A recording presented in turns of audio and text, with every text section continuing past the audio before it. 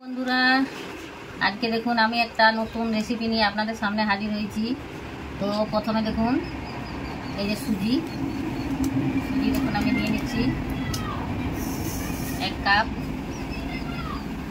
2 cup সুজি নিলাম, 3 cup সুজি, 1 কাপ টক দই, 1 কাপ টক দই দিয়ে দিলাম, ইনো, এটা পুরো প্যাকেট ইনো দিয়ে দিলাম, দিয়ে দেবো লবণ, নুন, স্বাদ মতো নুন। ইনোটা দেওয়ার পরে দেখুন ইনোটা ফুটছে, দই আর ইনো। তো এটার সঙ্গে আমি এবারে জল অ্যাড করব।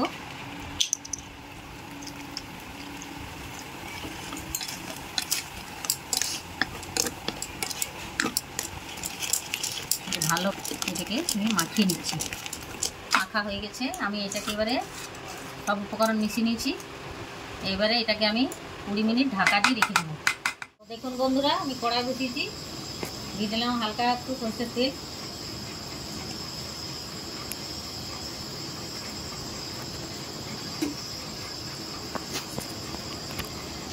তো দেখুন 20 মিনিট পরে ফিরে এলাম। এটা আমার দেখুন ভিজিয়ে রেখেছিলাম, এটা দেখুন কোন গাঢ় গাঢ় বাটারটা হয়েছে, এটা একটু পাতলা করব। তো এরপরে দেখুন আমি এটার সঙ্গে দেবো এটা চিনি দিলাম,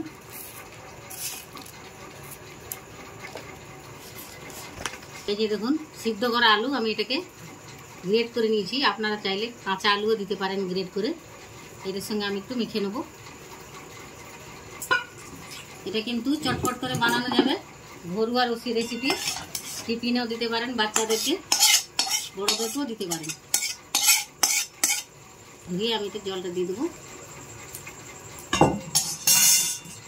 একটু আমি মেখে নেব। খেতে কিন্তু খুব টেস্ট হবে, খুব সহজেই বানানো যাবে।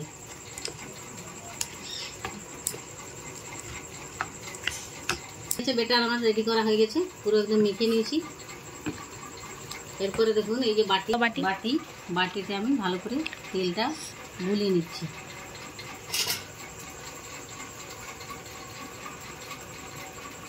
পুরো বাটিটাই গুলিয়ে নিলাম, আর একটা বাটি গুলিয়ে নিচ্ছি। আপনারা চাইলে ছোট বাটিও দিতে পারেন, সাইজ যদি ছোট করেন তাহলে ছোট বাটিতে হবে, বড় করলে বড় বাটি দিতে পারেন। তো আমি একটু বড় বড় দেখে নিয়েছি। দেখুন কড়াইতে জল, আমি একটা কড়াই বসিয়েছি, এর মধ্যে আমি 2 মগ জল দিয়েছি। এই যে এটাতে 2 মগ জল দিয়েছি, জলটা এখানে গরম হোক। এবার আমি এটা রেডি করে নেবো। এই দেখুন বাটিটার মধ্যে দিয়ে দিলাম,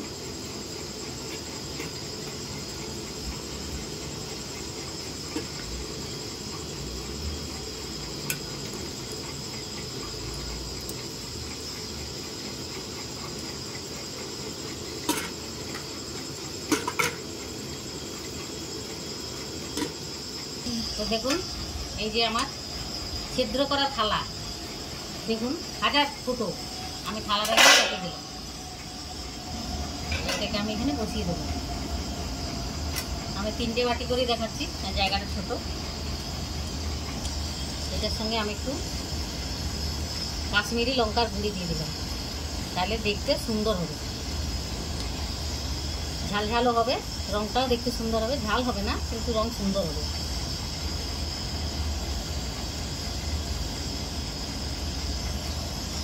20 মিনিট ঢাকা দিয়ে দেবো। 20 মিনিট পরে আমি ঢাকনাটা খুলে দেখছি কতটা কি হয়েছে।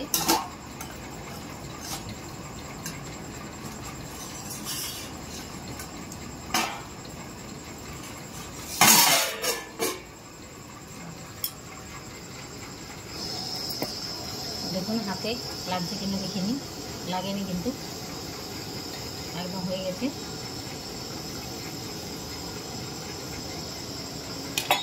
রেডি হয়ে গেছে, আমি এবার এটাকে নামিয়ে ঠান্ডা হতে দেবো।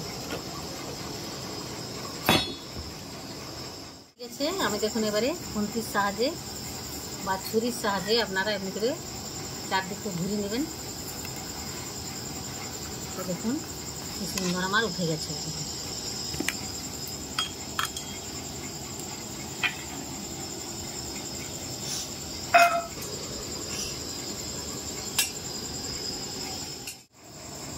তুলে নিয়েছি ওগুলো। এবারে দেখুন এই যে আমি এটা নিয়ে নিয়েছি প্লেয়ে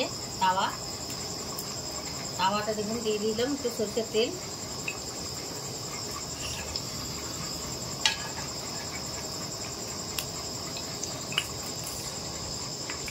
সরষে, সাদা সরষে, কালো সরষেও দিতে পারেন। কারি পাতা, এই যে আর একটু দিয়ে দেবো আমি কারি পাতা।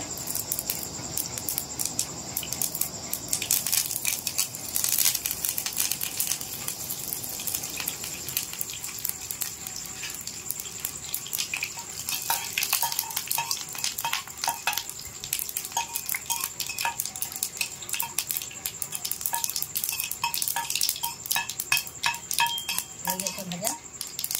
এরপরে দেখুন এই যে এটাকে আমি একটু ভেজে নেব,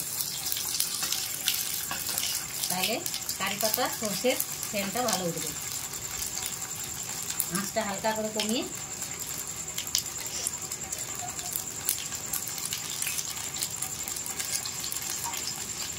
আমি একটু এই কাজটা উল্টে দেবো।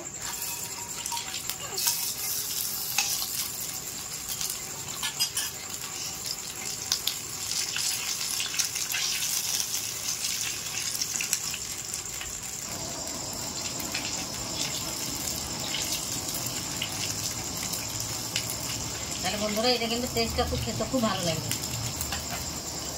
বেশি ভাজবো না, আমি এটাকে তুলে নেবো। এবারে আমি আরেকটা ভাজা দেখাচ্ছি আপনাদেরকে।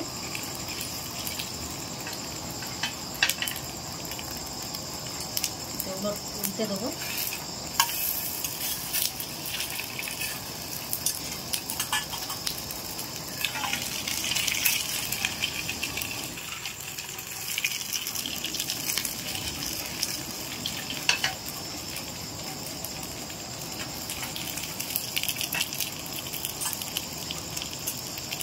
তুলে নিলাম আমি।